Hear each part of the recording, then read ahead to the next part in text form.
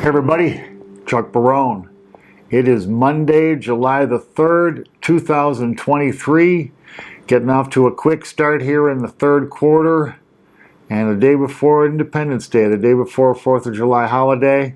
A funny day today. You know, the market's open today till 10 o'clock here or 9 o'clock even. I think the bond market stayed open. Maybe the bond market was till 2. So the bond market was till 11. The stock market was like till 10 in the morning. I don't even know why they bothered to open today. No volume to speak of. But I guess it's one of those, you know, the boss hires you. He wants you to work as many days as you can. They're going to have a day off tomorrow. And God forbid, people have a 4-day weekend, right? So they want you to use up your PTO. Is that what they call it? To have the 4-day weekend. But anyway, markets open today briefly. A nothing day. Not much happening. Very small volume. But the stock market up. Dow up 10 points.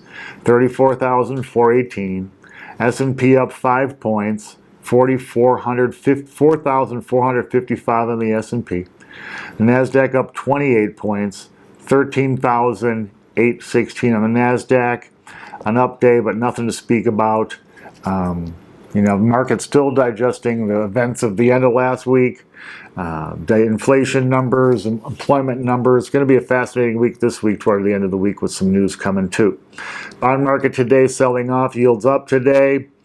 The 10-year up 4 basis points at 3.86%. The 2-year jumped 6 basis points, 4.94%. So the 2-year now threatening the 5% level. Wow. The inversion getting a little bit deeper again, 108 basis points now. So it's interesting. The bond market have been upside down for a while, foreshadowing the recession that refuses to come. Fascinating times, guys. The dollar today up small, ending the day, last I saw, ending the day at 103 even. Boom, even.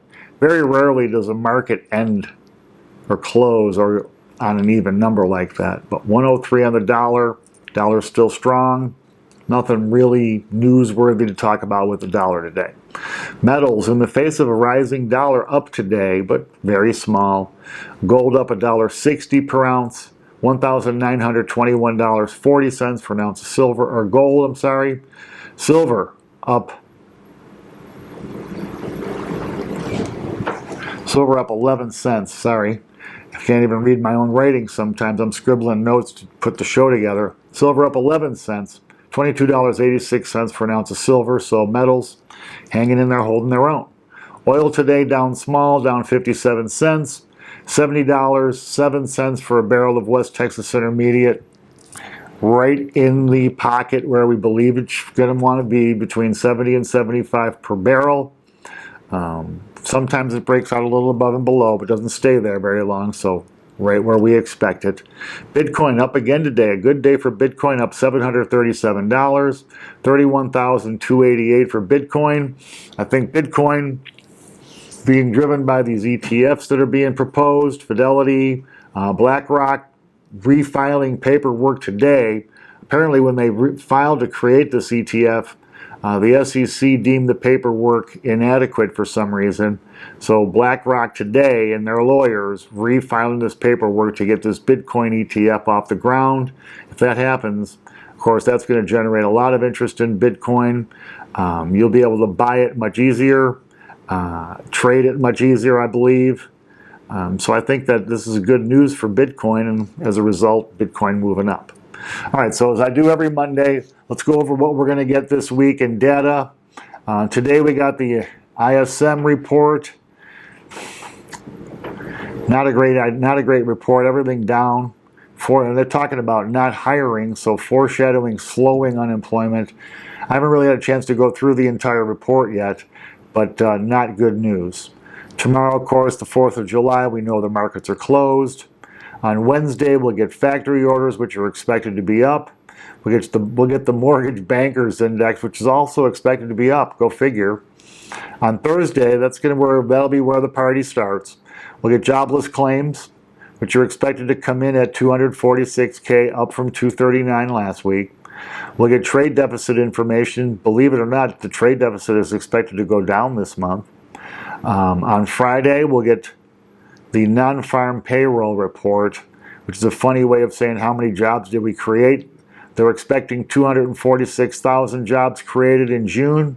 That is down from 339,000 jobs in May. So we'll see. Last time, they were expecting a lower number. 339 shocked them. We'll see where the number comes. It's going to be fascinating. We'll also get a new unemployment rate, which is expected to drop from 3.7 where it is now to 3.6. And also on Friday, we'll get the Fed minutes from their last open market committee meeting where they stood pat.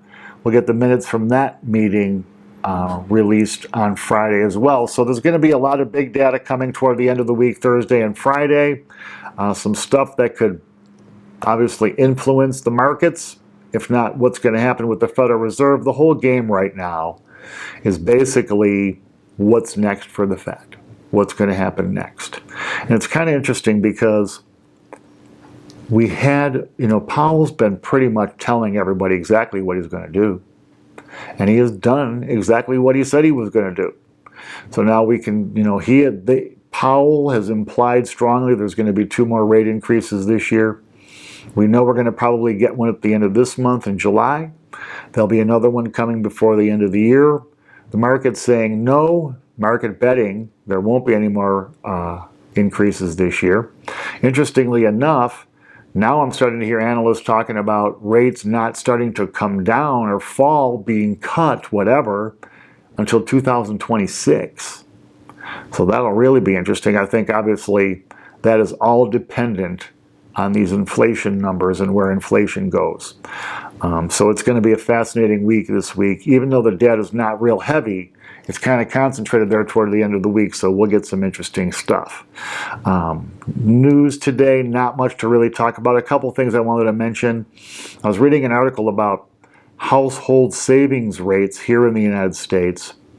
As we know, and we've talked about during COVID, Americans saved a lot of money because they couldn't really spend it anywhere. There was, they weren't going to restaurants, they weren't going to bars, they were cooking way more meals at home and doing more things at home rather than going out to do them.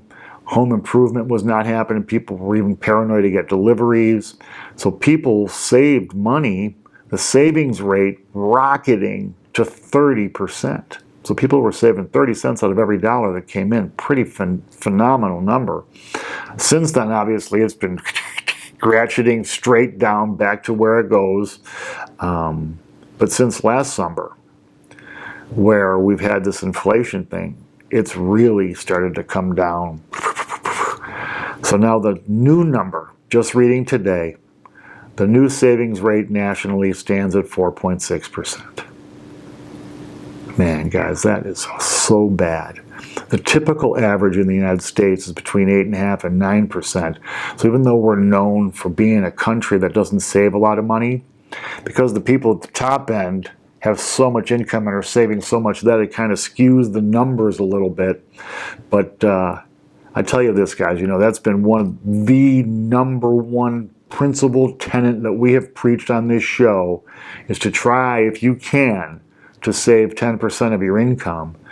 If you're doing that, you're double the savings rate in the United States, and probably way more than that because, again, the people at the top who are saving big percentages of their income, skewing the polling a little bit or the numbers a little bit, so that the people at the bottom who are barely saving anything, it looks like even they're saving, 5%. They're not. But, guys, don't be what this is telling us. Don't be the guy now who's not banking money, man. You got to stash money. You got to put it away, man. That's how you're going to buy the Bitcoin. That's how you're going to buy the gold. That's how you're going to buy and get the things you want to get, man. So you got to hang on to money, even if it costs you a couple of lattes a month or it costs you whatever. A little bit of pain for that gain is worth it. So household savings tanking. Hopefully not yours, though, right? And last, wrapping up the day, let's talk about real estate a little bit here. We got both commercial and residential real estate struggling right now. Different reasons. It's fascinating. 2 sets of problems, but both all completely interest rate related, right? So you got the commercial real estate sector where you have $1.5 trillion of commercial real estate coming due between now and the end of 25. So it's just a colossal amount of debt, all due to be rolled over. These loans don't get paid off, guys. They get rolled over, refinanced. But sadly, now they're supposed to be being refinanced. Rates are more than double where they were when these loans were taken out. So these commercial borrowers are stuck deciding, is this worth it? Are these new payments worth it? Because a lot of these commercial buildings, as we know, are sitting half empty. With the work from home mania now, and I don't really know if people are going to go back to the office ever, the way they did at least. It's funny because I'm one of those guys. I hated working from home, but it's everybody different strokes. So you have, commercial real estate though is really stuck because they can't fill these buildings up. They can't raise rents. They're losing tenants. They got these loans rolling over. All the lending that's been done to these commercial borrowers is done by small regional banks. So they're going to be the ones struggling. It's going to be just crazy to watch it all. And then you got residential real estate struggling with high costs and high mortgages and high payments. But the amazing thing is what's happened is these higher interest rates have made people prisoners of their existing mortgages. When you have an existing mortgage on the house you're living in at 2.5%, 3.5%, somewhere in there, and prevailing mortgages now, if you wanted to get a new one, are 6.5%, 7%. Well, guess what? People don't want those mortgages, so people are not selling that would ordinarily be selling right now, moving up, downsizing for whatever reason, selling one property, buying another. None of that's happening because people don't want to deal with the new payments. So what that's done now, it's a really weird cycle. So now, because people don't want to sell, you have massive limited inventory. No one wants to sell. So if people want to buy houses, there's nothing to buy. It's pushing a lot of buyers toward new home builders, which is making builders super happy. But what it's done is it's forcing prices up everywhere. Because people that want to buy houses that are already existing are now having to bid. There's multiple offers coming in on all these properties. And what's happening is existing real estate is always less expensive than new build real estate, right? Now those numbers would be narrowing, but builders jacking up their prices because all the business is coming their way. So a fascinating, fascinating time in both commercial and residential real estate, man.